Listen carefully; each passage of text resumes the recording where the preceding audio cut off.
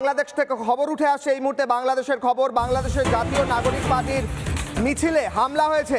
দলের শীর্ষ নেতা হান্নান মাসুদের পথসভায় হামলা। নোয়াখালীর হাতিয়া উপজেলার ঘটনা। গুরুতর জখম হান্নান সহ অন্তত 20 জন। দলের শীর্ষ নেতা, এই নতুন যে পার্টি জাতীয় নাগরিক পার্টি, নতুন পার্টির ওপরেই হামলা হচ্ছে। নতুন পার্টি, বড় বড় কথা, তাদের উপর হামলা হচ্ছে এবং দলের শীর্ষ নেতা হান্নান মাসুদের উপর হামলা হয়েছে। আইন শৃঙ্খলা ব্যবস্থা মোহাম্মদ ইউনূস মেনটেন করতে পারছে না, তাই জন্য তাকে পদত্যাগ করতে হবে। এটা একটা সোজা কথা। নিজের নতুন নতুন দল, সেগুলোকেই কোনোভাবে আইনি সুরক্ষা দিতে পারছে না মোহাম্মদ ইউনূস। আইনিভাবে কোনো সিস্টেম নেই বাংলাদেশে এবং সেনার হাতে ক্ষমতা যাওয়া অত্যন্ত প্রয়োজন, তাই নয় কি? আমি প্রশ্ন করব নরেন্দ্রনাথ মজুমদারকে। নরেন্দ্রনাথ বাবু, আপনি আজকে নরেন্দ্রনাথ বাবুর কাছে যাওয়ার আগে আমি প্রশ্ন করব নিঝুম মজুমদারকে, আইনজীবী। বাংলাদেশে বহুদিন আপনি গোটা বাংলাদেশের পরিস্থিতি নিয়ে বারবার কমেন্ট করেছেন। বাংলাদেশে আপনি থেকেছেন এবং বাংলাদেশ সম্পর্কে জানেন। আজকের পরিস্থিতি কখনো দেখেছেন কেউ র্যালি করছে, তারপর হামলা হচ্ছে, কেউ একটা কথা বলছে, কেউ তার উল্টো দিকে কথা বলছে, খুন হয়ে যাচ্ছে, হিন্দুদের বাড়ি জ্বলছে? এই অবস্থায় সেনাবাহিনীর তো দ্রুত প্রয়োজন, সত্বর প্রয়োজন এই মুহূর্তে ক্ষমতা হাতে নিয়ে গোটা বাংলাদেশে ইমার্জেন্সি ডিক্লেয়ার করে তারপর নির্বাচন করা। সেটা কখন করবে বলে মনে হচ্ছে নিঝুম মজুমদার? আজকে, কালকে, কবে হতে পারে এটা? আপনাকে অনেক ধন্যবাদ।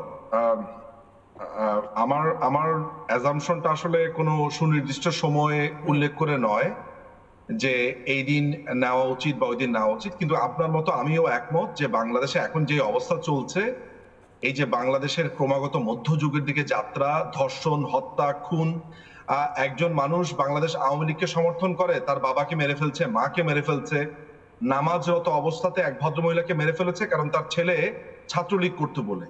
তো বাংলাদেশ অবস্থাটা এমন হয়েছে যে বাংলাদেশ আওয়ামী লীগের নাম মুখে নেওয়া মাত্র আপনাকে খুন করছে, অর্থাৎ আপনাকে একটা গৃহযুদ্ধের দিকে সম্পূর্ণভাবে ঠেলে দিয়েছে। এইরকম একটা জায়গাতে যখন সেনাপ্রধান বলছেন যে সবাইকে নিয়ে ইলেকশনটা হওয়া উচিত, যেটা ইউরোপিয়ান ইউনিয়ন বলছে, ব্রিটেন বলছে, আমেরিকা বলছে, ইন্ডিয়া বলছে, সবাই বলছে যে একটা ইনক্লুসিভ ইলেকশনের কথা, কিন্তু গায়ের জোরে বাংলাদেশের সংবিধানে যা আছে সেইটাকে ব্যতি রেখে তারা তো একটা অবৈধ সরকার গঠন করেছেই, প্লাস তারা কাউকে কথা বলতে দেবে না। তো এইরকম একটা সিচুয়েশনে আমরা সাধারণত কার উপরে ভরসা করি? আইন শৃঙ্খলা বাহিনীর উপরে, কিংবা যারা বাংলাদেশের সার্বভৌমত্বের প্রশ্নে সবসময় কাজ করে থাকে। তাহলে সেই ইনস্টিটিউশনটা কি? সেই ইনস্টিটিউশন হচ্ছে বাংলাদেশের সেনাবাহিনী। সে কারণেই বোধ করি সেনাবাহিনীর প্রতি আমাদের একটা আস্থার জায়গা আছে, যে সেনাবাহিনী এরকম একটা অবস্থাতে ক্ষমতার ব্যাপার, এই যে যারা এই দখলদার বাহিনী, এই যে টোকাইরা এই মুহূর্তে ক্ষমতা দখল করে আছে, তাদের ব্যাপারে একটা সিদ্ধান্তে তারা যেতে পারে, সেটা নিয়েই সম্ভবত আমরা আলাপগুলো করছি। কিন্তু এটা বলাটা দুষ্কর যে সেনাবাহিনী এটা আদৌ তারা কখন নেবে কিনা, ইমার্জেন্সিটা ডিক্লেয়ার করবে কিনা, এই ব্যাপারে আমি মন্তব্য করতে চাচ্ছি না, বাট নেওয়া উচিত বলে আমি অন্তত পক্ষে মনে করি। একটু আগে যে আমি একটা ছোট্ট একটু সংযুক্তি দিতে চাই, একটু আগে যে অ্যাডভোকেট নাজমা কাউসার যে বক্তব্য দিয়েছেন, আমার পূর্ণ সমর্থন আছে। জাস্ট আমি একটা অ্যাড করতে চাই যে এই যে সুপ্রিম কোর্টের একটা মতামত নিয়েছে বলে তিনি বললেন, সেই মতামত নিয়েছে বলে এমন ধরনের কোনো প্রমাণও আসলে পাওয়া যায়নি। অর্থাৎ রাষ্ট্রপতি যে কোনো ধরনের অ্যাডভাইস করেছেন এবং সেটা নথিপত্রও পাওয়া যায়নি। ফলে এই যে এখন যারা চেপে বসে আছে বাংলাদেশের, তারা কমপ্লিটলি অবৈধ। বাংলাদেশের সংবিধানে এমন অন্তর্বর্তী সরকারের সামান্যতম কোনো নির্দেশনাও নেই। সো এটা হচ্ছে আমার, এই গোটা সরকারটা একটা অবৈধ সরকার চলছে, একটা অবৈধ সরকার চলছে। কিন্তু সেই অবৈধ সরকারের সঙ্গে দেখা করতেও বিভিন্ন দেশের প্রতিনিধিরা আসছেন, সেটাও তো বন্ধ হওয়া উচিত। দেখুন, আপনি সম্ভবত জেনে থাকবেন যে ভারতের প্রধানমন্ত্রী নরেন্দ্র মোদীর সাথে দেখা করার জন্য ইউনূস পুরো জান প্রাণ শেষ করে ফেলছে, কিন্তু প্রধানমন্ত্রী সেটা দিচ্ছে না, কারণ কি এটা একটা অবৈধ সরকার। আর এছাড়া ভারত সরকার পরিষ্কার করে বলে দিয়েছে যে বাংলাদেশে একটি নির্বাচনী গণতান্ত্রিক সরকার না আসলে তারা আসলে ডিলিংসে যাবে না। এই পৃথিবীর অন্যতম একটা বড় গণতান্ত্রিক রাষ্ট্র যখন এই কথা বলে, আপনার নিশ্চয়ই এটা বুঝতে আর বাকি থাকে না যে ভারতের পজিশন কিংবা পৃথিবীর অন্যান্য দেশের পজিশনটা কি। তুলসী গ্যাবার্ড বাংলাদেশে এসে বলেছে যে বাংলাদেশ একটা জঙ্গি রাষ্ট্রে পরিণত হয়েছে।